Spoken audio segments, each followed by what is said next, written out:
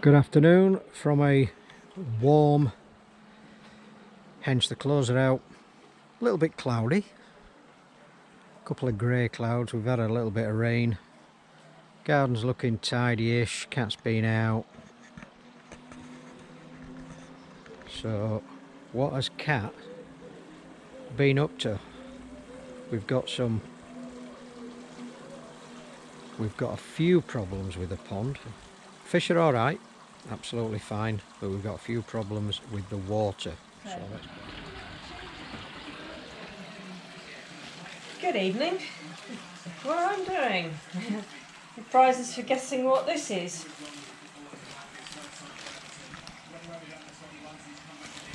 So yeah, a little bit of a story.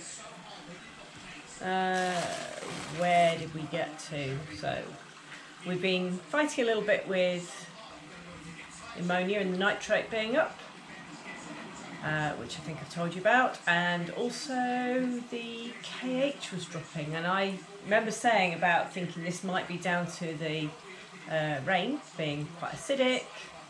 However, the KH plummeted and we have no bicarb. So I checked the weekend, Monday, that's it, did my water checks, and the KH was 0, which the ammonia was up, and the pH was 6 point, not very much. So now I'm doing a lot of reading.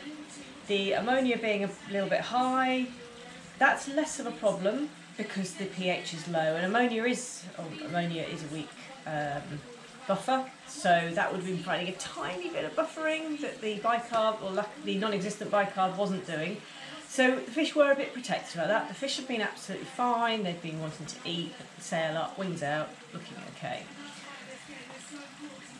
But of course, maybe the ammonia is up a little bit because the filters aren't happy at a pH of 6 point something. Now, a human pH is 7.4-ish. Certainly when it gets below 7, it ain't good for us. Now, this has been dropping over a couple of months. The fish obviously have, I'm guessing, have had a bit of time to acclimatise, which is why they've not been really upset about it. Steve, unfortunately, has been away over the week. I do the water quality, he does the quantity. So doing a water change was a bit of a challenge. I've taken a few litres, I've taken about 100 litres out of the pond to try and naturally get it to top up with tap water. I checked the tap water, KH was 6, which is normal, and pH was 7, so obviously that's not the problem. So I say just allowed a little bit of top up, and finally on Thursday my soda bic arrived, so I'm just very gradually trying to increase the amount of buffer in there, increase the pH, did a bit of reading, 0.5 pH units per day is recommended, which they said 20, so the website I was reading 20 grams per 1,000 litres. You can get, 30 grams per 1,000 litres, but 20 grams to be set on the safe side. So started off at about 6, and it's always difficult because we're doing colorimetry, so it's not that accurate, and the pH meter that we don't use, the battery's dead, so that's not usable. Started off at 6-ish, I went a little bit over, so about 25 grams per 1,000 litres on Thursday night, which put it up to 6.5-ish. Great, KH still 0.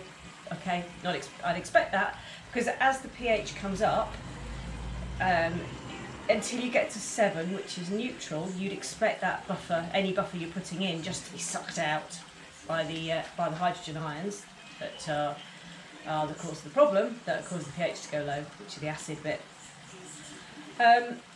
Checked it, put in again sort of 20 grams per 1,000 litres last night, and we've got pH 7, which is good, happy with that.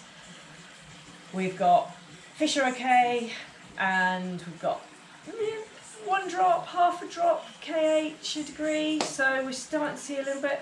So at the moment I'm just putting a half dose in now, so 125 grams, about to go in. So we have kitchen scales, kitchen grade bicarb, because that's pure, make sure it doesn't have anything else in it.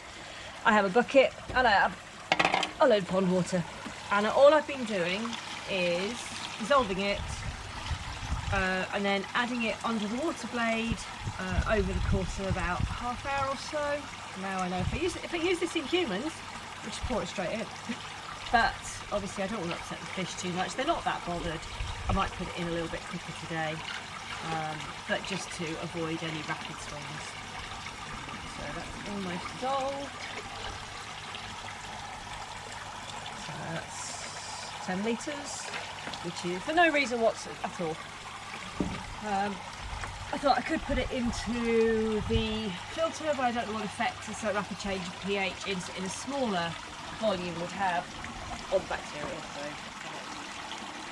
yeah. So that will just go in slowly over the course of half hour or so, and we'll feed the fish, get them up that in for a short while. And then we'll put that in. So here is today's proof. We have ammonia. Like I said, this is the one that can really, well, will damage the fish. Happy to say that that is somewhere between 0, which is the yellow, and the green, which is I think 0.1, 0.2, I can't remember, I can't read it with these glasses on. That's better than it has been, so that's coming down. I haven't checked nitrate, obviously I'll expect that as it moves through the system. I put quite a lot of gloop in. Those will probably peak and then come down, that's fine. pH, so nicely bluey green, third one down. So you see we've finally got to somewhere with a tick, because that was actually quite yellow. That was yellower than the ammonia, which is not good. And yeah, KH after 2 drops of whatever the reagent is yellow. It was going after 1 drop. So again, we're slowly getting there. Alright, well, thank you very much. I hope that made sense. If it doesn't, please put it in the comments and I'll try and explain a bit better.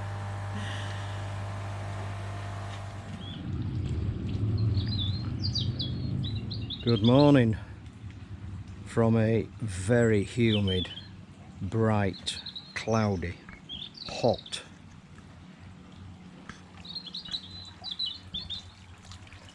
pond with a hedgehog bridging, so just in case a hedgehog drops in, you can actually get out, because apparently they can swim, can hedgehogs, but you shall see.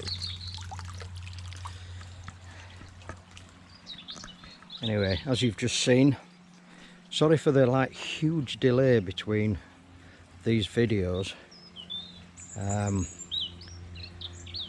but my mum passed away a couple of weeks ago, and I've been driving up and down to Leeds to keep an eye on my father, who's doing remarkably well after being married for 61 years. What an amazing achievement. Anyway, she's now out of pain, God rest her soul. So just closing everything off with the videos that have been stretched over about 3 weeks. The water parameters are now back to where we want them. The fish over this last few months have piled on so much weight, and I think it's because we've switched the food over to Sakai Hikari. I don't know for certain, but that's my guess. And although it's quite an expensive product, it works really well. So our little puddle with our little fish is now becoming a little puddle with some big fish in it, and I'm quite happy with that. By the time you see this video, myself and Kat will be in Tirana in Albania, and then we're going for a day trip to Kosovo. Lee Hadfield asked me to do some photographs of Kosovo for his prior employment. I'll see if I can get something for him and send it off. But in the meanwhile, let's just have a look at these little darlings. Those people that keep an eye on our progress, they are just stonking now. This is probably our fattest fish, the Soragoi, but everything else just seems to be jumping up.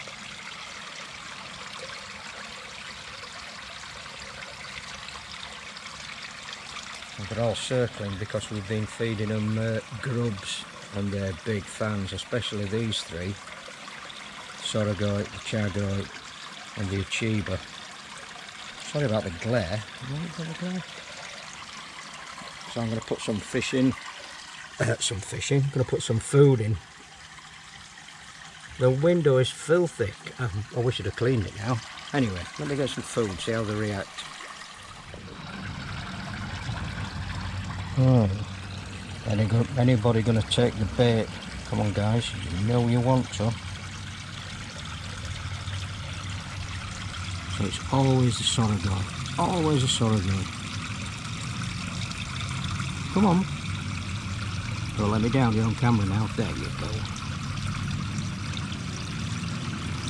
But what we've got is a few runners and riders that are still a little bit scared of eating. There we go, Rachel's in there.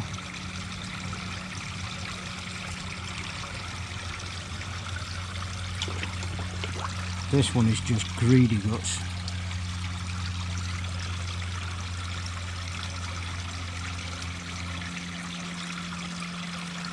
And Bob, the one with the red head, he was a garden centre koi from trillions of years ago.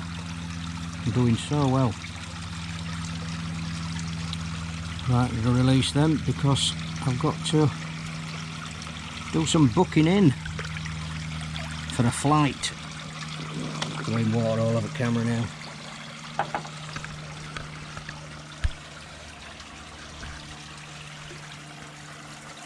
So I think we'll call it a draw.